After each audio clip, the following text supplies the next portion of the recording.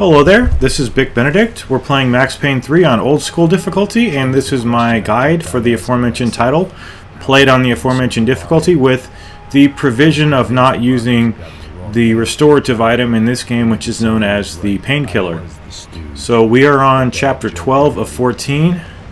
We're going to be examining our first clue here, which is the Gurney, which yeah, the Gurney. There's two Gurneys, but you just examine one and then you take a left over here and examine this, which is the crate. And that is the final clue for the beginning of this chapter. So I did this chapter like completely, just finished it earlier today, and I didn't struggle anywhere except the part at the end where the screen shakes a lot, and that was really aggravating me just because the checkpoint there is kind of unmerciful. So you're going to have a makeshift silencer at first, and you'll shortly be getting your hands on a grenade launcher if you so desire to pick that up and start using it. I don't really like the grenade launcher too much. I don't know what it is. I like the flashlight on the item. So if I wow, can you stutter anymore, Bic? You son of a fucking whore! There we go. Got a good kill right there.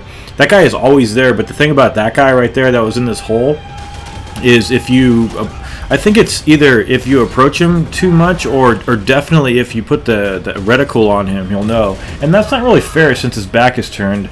I've always found that kind of biased on the game's defense, or on their part. But a fairly long checkpoint here, and there's going to be a couple of sneaky situations that the game does. And I don't mind those too much, really, because once you know the sneaky, once you know the underhandedness, you only have to die once, and then you can capitalize every single time on the game. And I don't mind. Like I said, I don't mind that. I think that's what games are. That's what games should be. They should surprise you one time, and then let you capitalize on it the second time, only if you have enough skill to do so. Anyway, what I'm doing, guys, is I'm coming back here to pick up this. What I was going to say there in my linguistic blunder a second ago was that I like, if I see a gun that has a flashlight near to a gun that doesn't, I'll always pick up the gun with a flashlight. It doesn't matter what the other one is, even if the one without the flashlight is more powerful. But we're making our way up here now, you guys. Saw some pop in right there. That's called texture pop in when it does that. And I posted a kind of mean tweet, like a really mean-spirited tweet last night, and then I deleted it because it was just too dirty. And I didn't want people to think bad of me, but the number of people that have asked and somewhat insisted that I play Metal Gear Solid 5 when you know that I don't like those games, you guys. Just the sheer number of people, the people that just ask about it are fine, I don't mind those, but the people that insist and keep asking and asking why, first of all, why do you care? I'm not talking about my subscribers, because there would be a vested interest in that, but just the random people that come around that I've never seen before. Why the fuck do you care if I play that game? Just you play it. You know, you like it, so play it.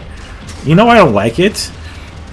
Well, maybe you don't if you're a straggler, but I don't know. It's just weird.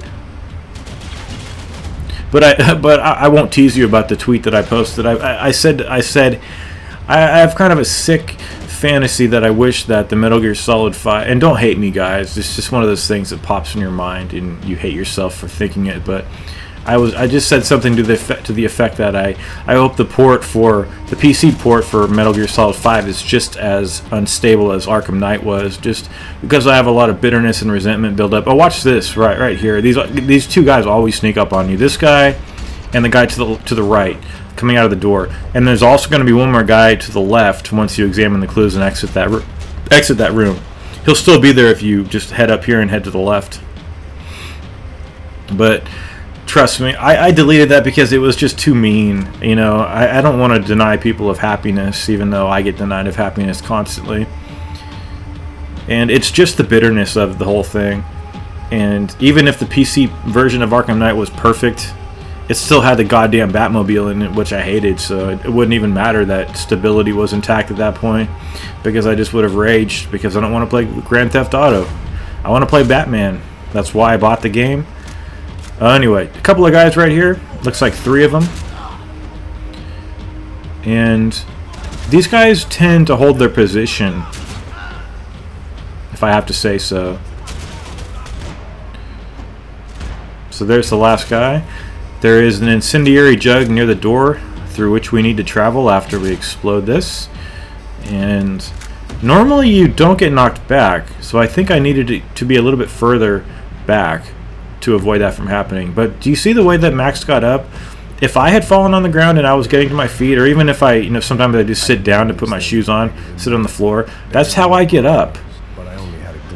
I just got weighed today. I saw my doctor. Everything's doing well. You know, my pain management is going well. I mentioned that in an earlier video. I'm very conscientious about, like, my pain management and things like that. I don't... with my issue, which I'm not going to disclose, it's just the fact that my body depends on pain medicine. I've already mentioned this before. It depends on the pain medicine, just as my body depends on, like, the cholesterol medicine that I take, and also the blood pressure medicine, the anti-anxiety medicine that I take, the antidepressant medicine that I take. And most people wouldn't admit that, but I don't really care. We're human beings. We have problems, you know? We have neuroses, we have bents, we have things we like, we have weird things that we do. And just to let everybody know, I'm not some kind of a creep or anything. I don't know why I said that, but there's nothing like, you know how you like somebody, you know the guy Jared who turned out to be a pedophile or somebody trafficking with the kids.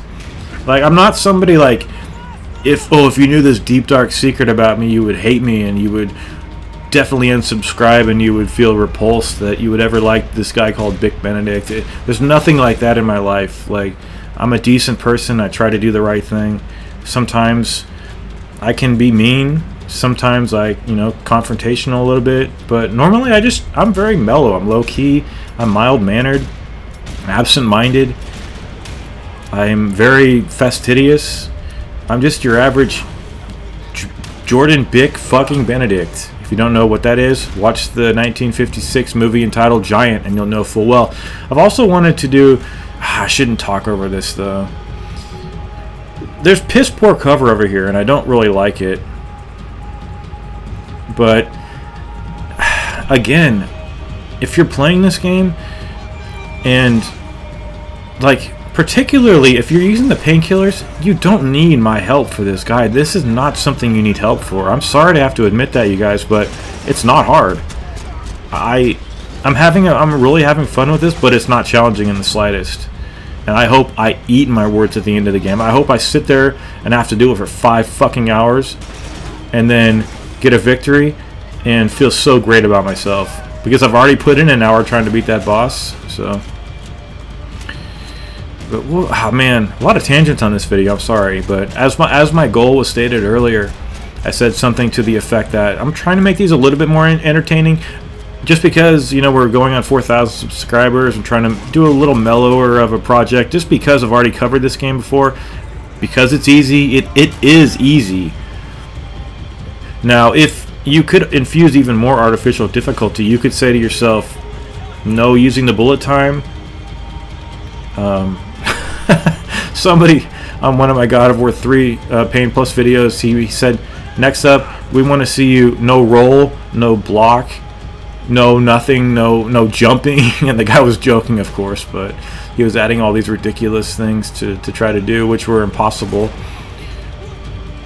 Anyway, so this is a long section that you have no checkpoint to fall back on. But again, if you just want to complete this game to get the achievement or whatever it is, feel free to use the painkillers. What was I saying that just derailed that conversation, though? Yeah, there's nothing about me. Like, there's no deep shame or anything like that. God damn it, my candle fell over. Luckily, it had no flame on it. Sunset too if I were him. So we're coming up on that one section that's pretty problematic. The next clue over here, let's see, we have the newspaper. Oh, we have to do another section up here, which is quite boring. I'm not going to be playing the piano. Right over there to the left. This part up here is kind of drawn out, and it's not challenging, so I may continue the tangent I mentioned in one of the earlier videos where I said to myself that, or excuse me, I was trying to convey the feeling that I have when I'm in a lot of pain, I'm writhing in pain, and I feel like Lloyd Henry in The Stand, in that jail cell where he's forced to eat a rat because that's all the food he has until Randall Flagg comes and rescues him. But the thing was, when I think about not being able to have like medicine in a post-apocalyptic world, I always think like the medicine itself would be available, but it would, like, all the medicine that was available right before the world ended, that would all, like, it would expire at some point and it would have no efficacy, and then, you know, there would be no more pharmaceutical companies to make the medicine, so the people that were in deep pain would just be in a world of hurt. And The Stand is such a great book. Such a great book. Okay, so there's a section finished up. And so what you're going around and doing here, if you've played the game, you know full well what you're doing. You have a duffel bag, you're planting C4 on these certain columns, and then we'll have a checkpoint up here, which is pretty longish. 2 sniper rifle guys right up here to take care of. And then the thing that I don't really like about this section is that sort of the way in the Sao Paulo chapter, the first one after the strip club, when you had to kill X number of enemies before the door to the office room that you were in popped open and 2 enemies came in. Do you remember that? It's the same conceit here, where after this, you move forward, and then after 2 enemies, this time it's 2. Before it was 3. I counted each time on this. I only had to count 1 time, though, because I knew I've done this guide before, like I've said. So I'm going to drop that, and then just mark what I say here and watch this. Go through the door to spawn these enemies. Go through it, go back, and you'll see that after 2 enemies, 3 enemies will come up the ramp and attack you, and you have no cover. So what you could do is you could go to the lower level, kill those 2 guys, and then meet the 3 guys downstairs if you wanted to, but I don't know where the 3 guys spawn from. So there's second guy killed right there. Should be getting killed right there. And then check this out. See, the 3 guys run up right here every single time. So you can, I would actually hold your ground. Hold your ground, or you can do this. I'm not sure why I did a shoot dodge, but do you see the vulnerability period after you land and then get slowly to your feet? That's why I said you might just want to use the bullet time to kind of pseudo stasis those enemies as they're running up the ramp behind that cover, which gives you pretty good cover and security.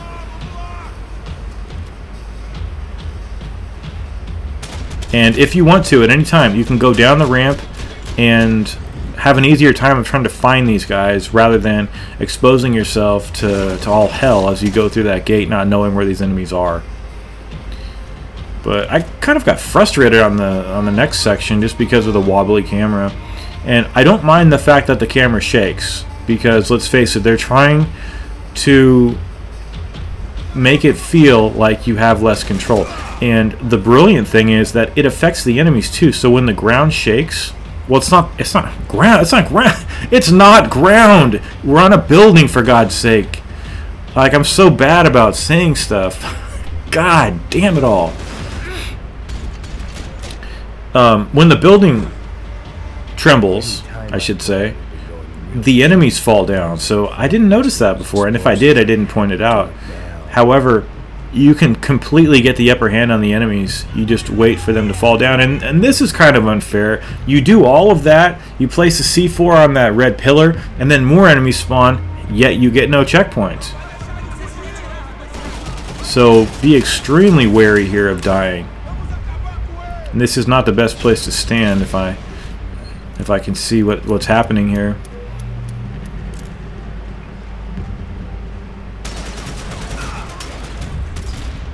Okay, so that's the second guy. There must be another guy because we haven't seen any cinematics. So what I'm going to do now... Oh, I thought I was going to go downstairs. Fortunately, this bitch got trapped, and I think I am going to head downstairs now.